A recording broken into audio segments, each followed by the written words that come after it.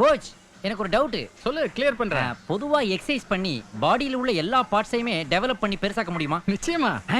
இங்க வாங்களேன்.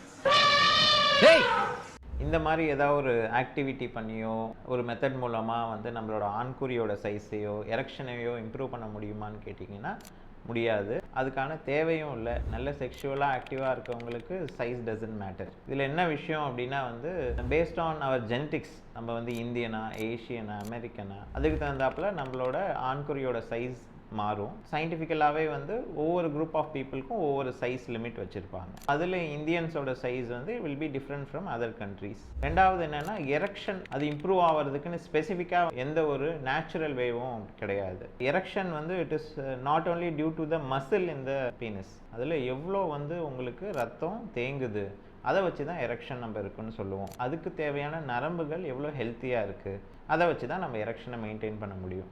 ஸோ அந்த ஸ்கின்னை ஹெல்த்தியாக வச்சுக்கிறதுனாலையும் ஆண்குறிக்கு போகிற நரம்புகளையும் ரத்த குழாயும் ஹெல்த்தியாக வச்சுட்டாலே நம்ம நல்ல எரெக்ஷன் அச்சீவ் பண்ண முடியும். இதுக்காக நீங்கள் தனியாக எந்த ஒரு ஆக்டிவிட்டீஸையோ மெத்தடையோ ட்ரை பண்ண வேண்டாம்.